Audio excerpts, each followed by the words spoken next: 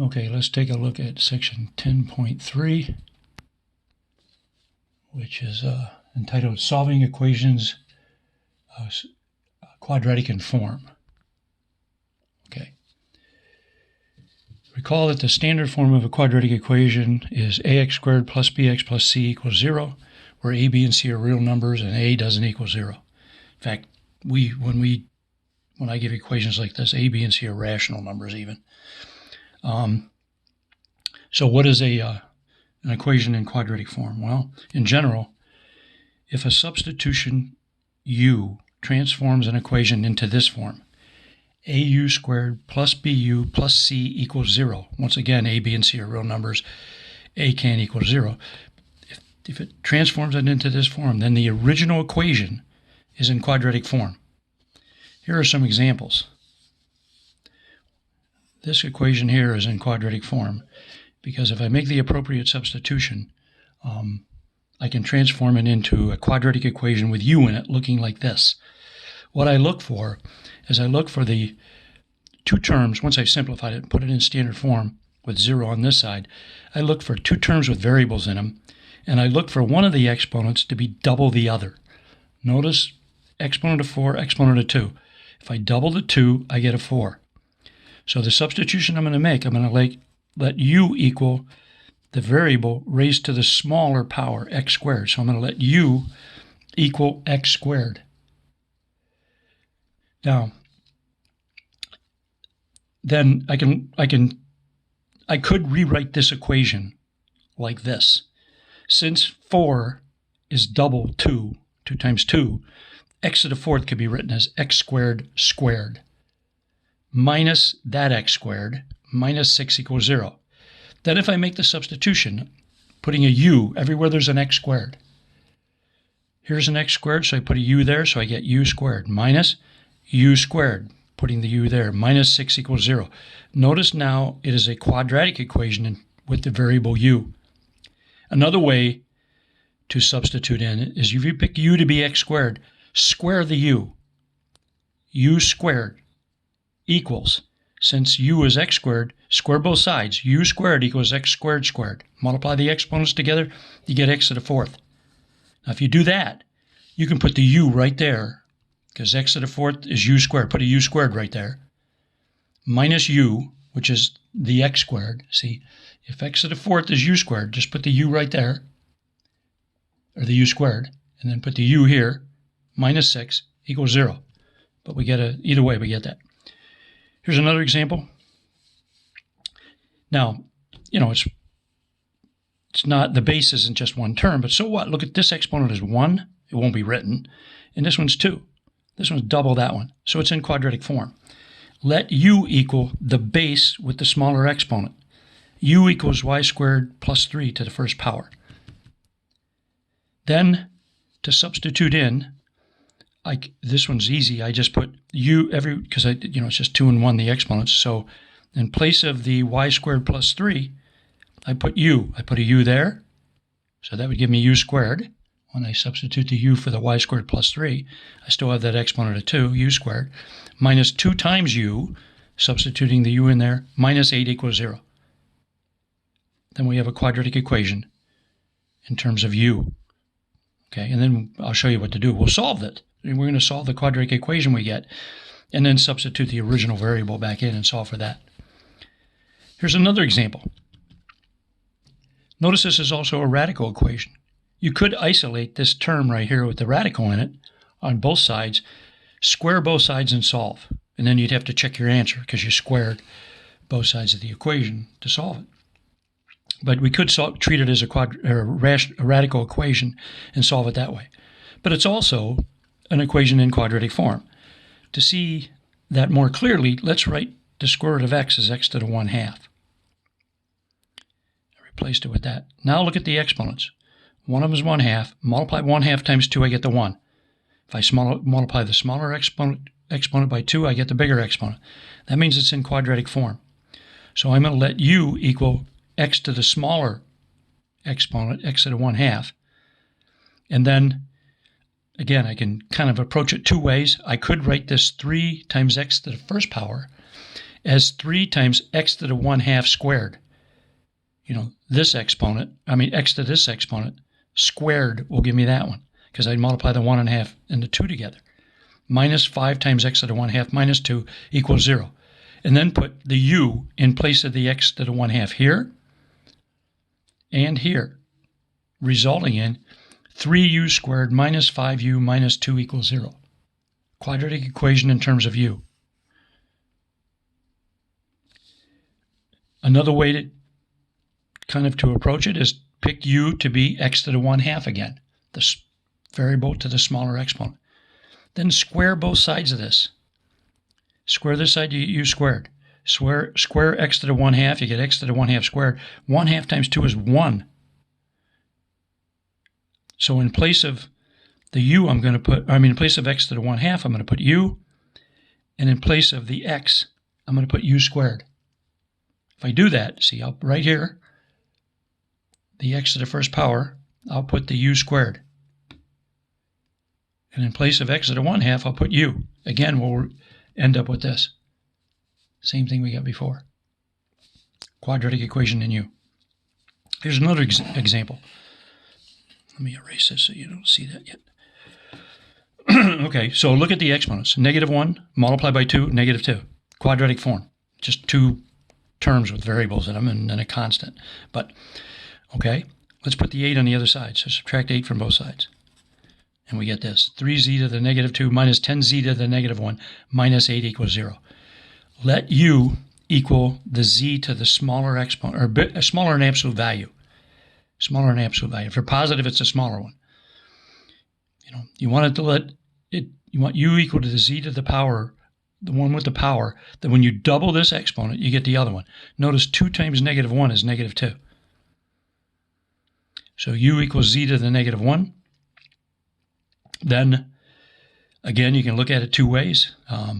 Write this z to the -2 as z to the -1 squared. And then, you can write it like that. See, right here. Because you'd multiply the exponents together and get that z to the -2. Leave the rest of it the way it is. And then in place of z to the -1, you let u equal z to the -1, put it here and here. And you'd end up with 3u squared minus 10u minus 8 equals 0. Or you could say, I'll let u equal z to the -1, z with the smaller absolute valued exponent, the one I have to multiply by to get the other one, multiply by 2. Let u equal z to that power.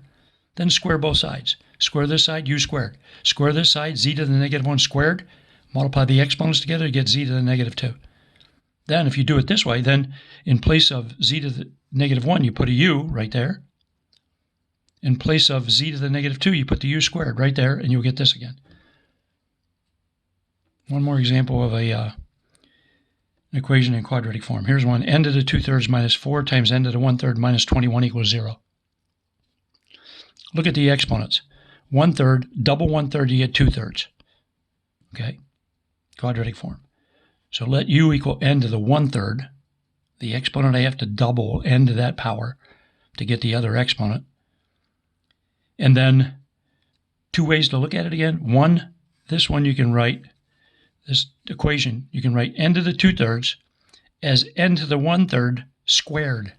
So if you rewrite this as n to the 1/3 squared, still the same thing because you multiply the exponents together and get 2/3. Leave the rest of the equation the way it is. And then everywhere there's an n to the 1/3, that's what we're letting u equal n to the 1/3. Put a u there, and we'd end up with this. U squared minus 4u minus 21 equals 0. Or, if you wish, let u equal n to the 1/3, then square both sides of this. U squared equals n to the 1/3 squared. Multiply the exponents together, get n to the 2/3. Now, in place of the n to the 2/3, put u squared. Put it right there. And in place of n to the 1/3, put a u. Substitute a u in. And you'd end up with this again. Quadratic equation in u. Okay, let's solve these equations. Okay, the first one.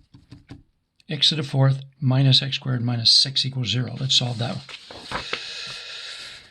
Okay, so we have this equation. We want to solve for x. Remember, we're solving for the variable x, not u. So at the end, you're going to put After you get the answer in terms of u, you get u equals. So you're going to put an x in place of that and continue to solve for the x. But to solve it, we recognize it as an equation in quadratic form. So we can write it as a quadratic in terms of another letter. We're using u here because that's commonly used. You can use y or z or whatever you want. But just like before, we already did this. Look at it. We did this before. We picked u to be x squared. And then you either wrote the equation like this and plugged in and got this, substituted in for x squared. Or if you wrote u equals x squared, square both sides and you get u squared equals x to the fourth. So in place of x to the fourth, put u squared. And then in place of the x squared, put a u, but you get this. So we end up with this. Now we're going to solve this. Now, you can solve it any one of the ways we've learned at work. If this factors, you can solve by factoring. That's the method I try to use all the time, or first, because it's usually easier, unless it's really hard to factor. But you can complete the square, you can use a quadratic formula, your choice. I actually did it two ways here, so I don't complete the square unless you have to. That's the most work. The easiest way is to just factor this. So once I make the substitution, as we've already shown, we get this. Notice the leading coefficient is 1. Now I'm assuming you know how to factor this, but no GCF, not a special product. Find a pair of numbers whose product is -6 and they add up to -1, -3 and 2. So it factors like this. You could multiply back out to check it, but that's the correct factorization. Now use the zero product property that says when you have a product and it's equal to 0, one of the factors must be 0 or both of them. So either u minus 3 must be 0 in order to get 0 for the answer, because that would be 0 times something, or the other factor, u plus 2 must equal 0 to get 0 for the answer, because only 0 times something is 0. Solving this one, u equals 3, this one, u equals -2. Don't stop here. A lot of students do. Substitute the x squared back, the original variable, back into the problem. Since u is equal to x squared, everywhere there's a u, I'm going to put x squared. So I put x squared right here and right here. And we end up with equations x squared equals 3, x squared equals -2. Now we can use that square root property, x equals plus or minus the square root of 3, or x equals plus or minus the square root of -2. Pull the negative out of there, and x equals and you end up with x equals plus or minus square root of 2 times I. So the answer is x equals plus or minus the square root of 3, or x equals plus or minus the square root of 2 times I. Don't put the I underneath the radical symbol, remember. Don't do that. And you can write all four answers if you want. Negative square root of 3, positive square root of 3, negative square root of 2 times I, square root of 2 times I, like that if you want. Put it in a set of braces. You can even just write plus or minus for each one of these if you want. I did it another way just to show you have options here unless you're told how to do it. Again, let's solve this. Notice the leading coefficient, a, is 1. Remember, this is in the form au squared plus bu minus c equals 0. So a is 1, b is -1, c is -6. Here's the quadratic formula. Whatever the variable is equals -b plus or minus the square root of b squared minus 4ac all over 2a. Substituting the a, b, and c in, be careful with the b, it's negative. So you get a negative sign in the formula, and b is negative. So you get -1, which turns into a 1, which equals 1, positive 1. Plus or minus b squared, that's -1 squared. That can't be negative either because you're squaring it. So you're going to get, an a and b and c are nice real numbers or even rational. But -1 squared turns out to be 1. And then minus 4ac, 4 times 1 times c, 4 times 1 times -6, all over 2a, 2 times 1. So -1 is 1, plus or minus, that's a 1 as we said, minus a -24 when you multiply this out, which is plus 24, all over 2 times 1, 2. So we have 1 plus or minus the square root of 25 over 2, 1 plus or minus 5 over 2. That's 2 answers. 1 plus 5 over 2, u can equal that, which is 6 over 2, which is 3. So there's an answer for u. Or u can equal 1 minus 5 over 2, which is -4 over 2, which is -2. So these are the answers for u. These are not the answers to this problem. Again, you have to substitute the x, the original variable back in. In this case, substitute x squared for u. So you put an x squared here and here, and we get these equations again. Notice that's the same thing we got over here. And then you just solve it like this again. Okay? All right. What was the next equation? Let's look at this one. So let's solve this one. Y squared plus 3, quantity squared, minus 2 times y plus 3, minus 8 equals 0. Okay. And again, we're solving for y, not for u. So really, you're solving for the y. Okay, let's see. We already chose the substitution at the beginning of this video. So again, it's a quadratic form because look, one exponent's 1, the other one's 1 times 2. It's doubled. So our u is going to be the y squared plus 3. Substituting it in here, we get this, u squared minus 2u minus 8, as we already discussed. So we get that. So putting it, let u equal y squared plus 3. Show me that. And then substituting in, we get u squared minus 2u. This should be y squared plus 3 in here. I copied it wrong. So u squared minus 2u minus 8 equals 0. Pretty easy to factor. Again, I'm going to solve it by factoring.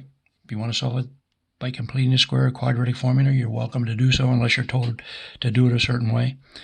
But leading, no GCF, not a special product, leading coefficient is 1. So I want to find a pair of numbers whose product is -8 and add up -2. What, -4 and +2, I guess, right? Multiply back out to double check it. Now, if you wish, you can just substitute the y squared plus 3 in there, -4. So you can put it in for the u. You can do it like this if you want.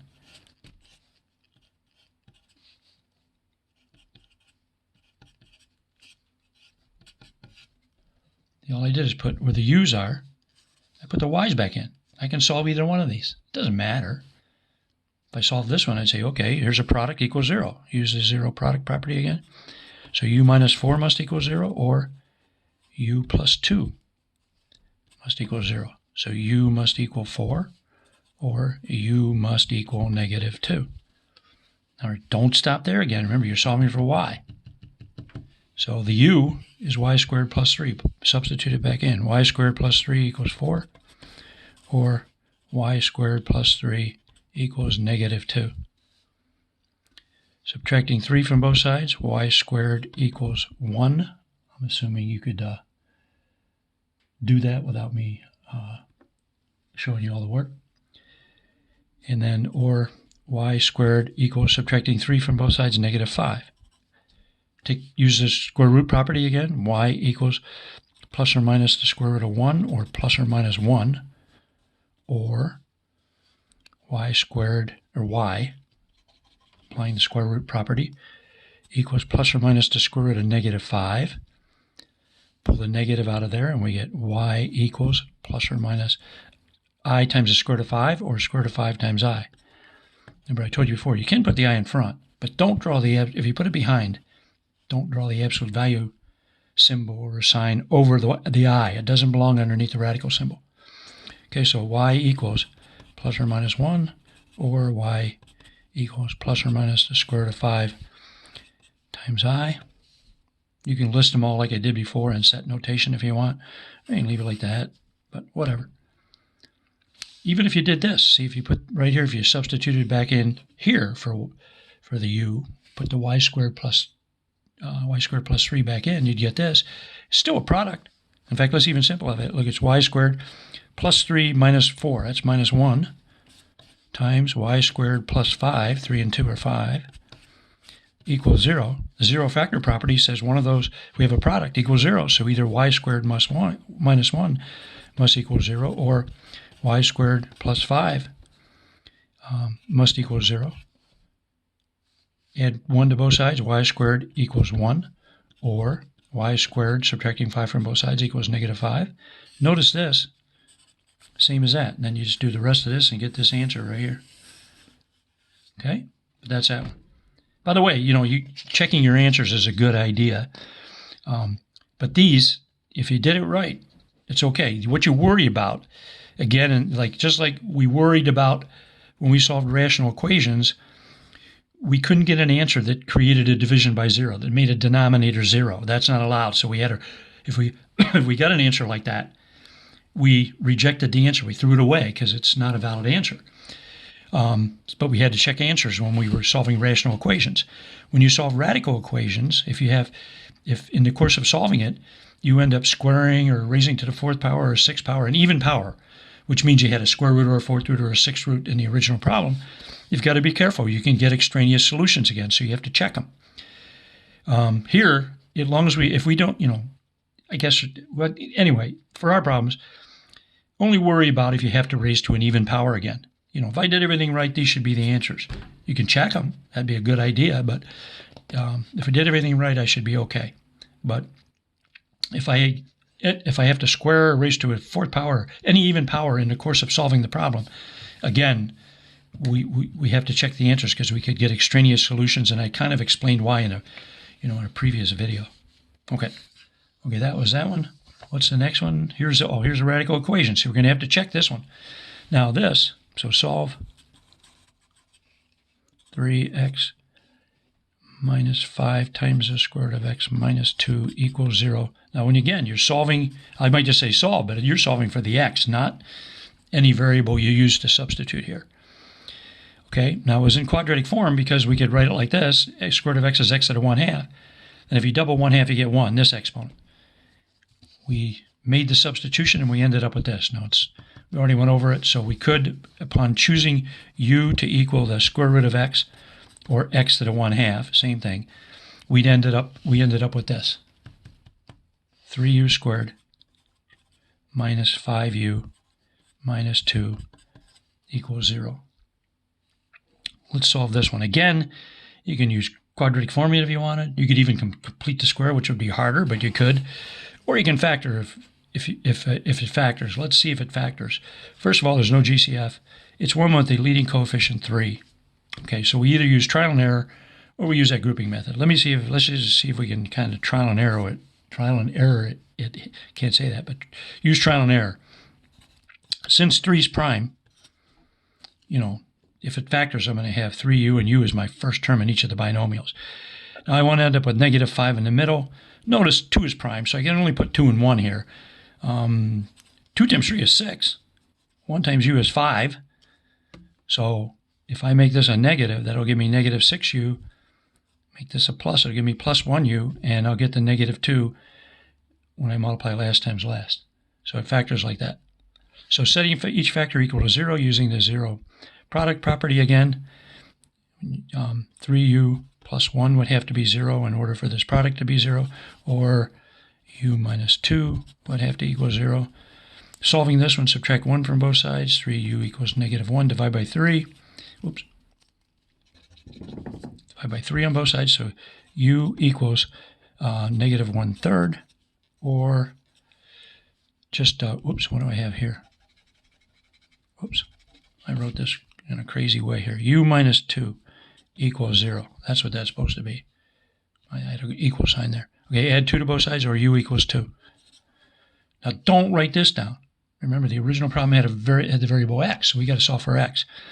So what do we do to get rid of the u? We substitute the x back in. Now you can substitute either square root of x or x to the 1/2. It doesn't matter. They're the same thing, just written different ways. So we put a square root of x in, it looks like this.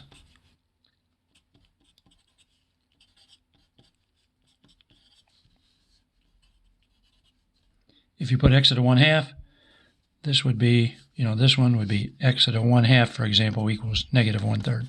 And the other one would be x to the 1/2 equals 2. You can write them like that if you want. I'm just going to do it like this. Okay, I want to solve for x. Notice to solve for x, I got to square both sides. So I have to square this side and square this side. Now when I do that, and by the way, even before I do that, look at this. Square root of x equals negative 1/3. Now remember, I told you, if I wrote square root of 5 down, that's a positive number. That's a positive number. I mean, it can't be negative because there's no negative sign in front of it. If I want the negative number, I got to write it like that. Remember, we said when you write a number down, you already told somebody whether it's positive or negative. Well, here, we're looking for a value of x. We want there's no negative sign in front, so this you can't have a negative on this side. So there's no solution to this part. So you could just, if you recognize that, you could just stop right here and say there's no solution to this one. The answer has to be over here. Let's go ahead and square both sides though and see what happens. Because if we do that, you're supposed to check the answers because of extraneous solutions. We'll see that the answer we get here doesn't work. But anyway, let's assume maybe we didn't see that and we just squared both sides. And this side will be x, and this side will be 1/9. Or squaring both sides here, we get x equals 4. Now, if you do that, you've got to check these answers, especially that one. That's a problem one. Sometimes even the other one could be a problem.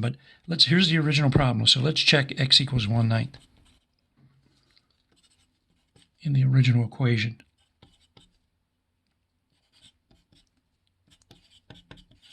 So I'm putting a 1/9 there and there. So 3 times 1/9, which is 1/3, minus 5 times the square root of 1/9, which is also 1/3, square root of 1 over square root of 9. I'm assuming you do it in your head. Minus 2 equals 0. So this is 1/3. 3 times 1/9. You can divide 3 into both of those if you want. This is 1/3 also. So you get minus 5 times 1/3, or minus 5/3. Minus 2 equals 0. You can tell that's not 0 already. Look, let's even write the 2 as 6/3. So we just do it all in thirds. So they're all thirds. So 1 minus 5 minus 6 all over 3. That equals 1 minus 11. Or 1 minus 6 was negative 4 minus 6. But negative 10 over 3. That's this side. Question mark. Remember, this was a question mark. The question is, does it make this equation true? Does that equal 0? No, that's a false statement. Pitch this answer. The 4 one should be okay. Let's just check it for the heck of it. So checking x equals 4 into the original equation again. 3 times x, so I'm going to put a 4 right there. Minus 5 times the square root of x, or the square root of 4. Minus 2, question mark, does that equal 0? 3 4s are 12. Minus 5 times 2, square root of 4 is 2. That's 5 times 2, which is 10. Minus 2 equals 0. 12 minus 10 is 2. Minus 2 is 0. 0 equals 0. It was a question mark till now. True. Good answer. Here's your answer. X equals 4. Okay? Let's do the next one. We have a couple more to do, and we'll wrap it up in this section. So here's another one. Let's solve 3z to the negative 2 minus 10z to the negative 1 equals 8. And we already said we're going to subtract 8 from both sides in case we can factor it. Or if we want to use a quadratic formula, we want to pick a, b, and c correctly. If you were completing a square, you might leave it over there. But anyway, notice one exponent is negative 1, the other one's 2 times that. Quadratic form. So we let u equals z to the negative 1, which we already did. Then either square both sides of this, or write the z to the negative 2, like I showed you before, z to the negative 1 squared. But anyway, after the substitution, you get this. So we're going to let u equals z to the negative 1. And if you want, say u squared is z to the negative 1 squared, which is z to the negative 2. If you did that, you could just say, in place of the z to the negative 2, I'm going to put a u squared right there, which we already did, but minus 10u minus 8 equals 0. Excuse me. And remember, we're solving for z, not u or whatever letter we used to substitute in for z. There. Okay. Let's try factoring. So there's no GCF. It's not a special case. It's a general quadratic with the leading coefficient 3. That's a little tougher to factor, but 3's prime. So, man, I'm losing my voice here. So it factors, we're going to have a 3u and a u. Now we want to, I'm trying trial and error again. That's what I always try first. But if you want to multiply 3 times negative 8, get negative 24. Find a pair of numbers whose product is negative 24 and add up to negative 10 and do that grouping thing, that's fine. I'm hoping I can just do this. Now I want to end up with 10 in the middle. So let's see if we can do that. No, I want to get 10. Let's see, looked like 8 and 1 is not going to work. How about 4 and 2? Let's see, 4 threes are 12. And 2 times u is 2, so we get 12u and 2u.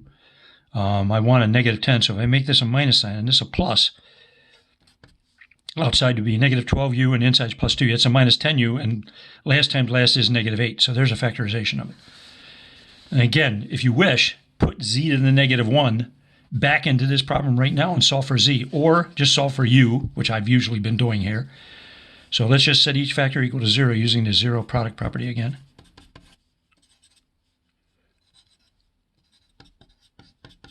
So either 3u plus 2 equals 0 or u minus 4 equals 0. Solving this one, I'm just going to do it all at once. Subtract 2 and then divide by 3, and you end up u equals negative 2/3. Subtract 2 from both sides and then divide both sides by 3. This one, add 4 to both sides, or u equals 4. You're not done here. Put the z to the negative 1 back into the problem, the original variable.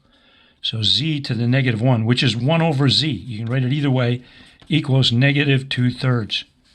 Or z to the negative 1, or you can write it as 1 over z equals 4. Now, here's the easiest way to solve it. If I look at it like this, I'm just going to flip both fractions over. If these two are equal, their reciprocals are equal, I can just say z over 1 equals negative 3/2. That's good. Or, same thing here. So, flip over, think of this as 4 over 1. Z equals 1/4.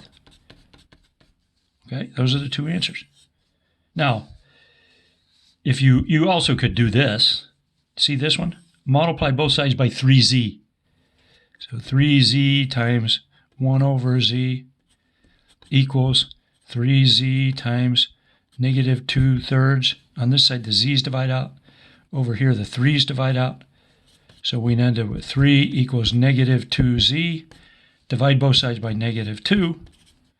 And you get z equals negative 3/2 again. Negative 2. But you get z equals negative 3/2 again. And you could do the same thing with this one. If you were using the negative 1 exponent, watch. You can do it like this. And I'm not going to do both of them. I'm just doing one this way. Z to the negative 1 equals 4. Raise both sides to the negative 1 power, because you want z to the first power on this side. Negative 1 times negative 1 is z. Negative 1, an exponent of negative 1 means 1 over, so that's 1/4. But you could do it like that. But those are the two answers anyway. And again, check them, be a good idea, but it should be fine. You'd have to, notice this is, you do have to be careful. This is 3 over z squared, really. See this z to the negative 2? Minus 10 over z minus 8 equals 0. That's how you write it if you write everything with positive exponents. Notice z cannot equal 0. Maybe I should have mentioned that at the beginning. That's really a rational equation. You could solve this by multiplying through by z squared, too. Just clear the equation of fractions. You could solve it that way also, because it's a rational equation also. You're not allowed to get that answer. So, we didn't get that answer, so our answers are good. These two are good. But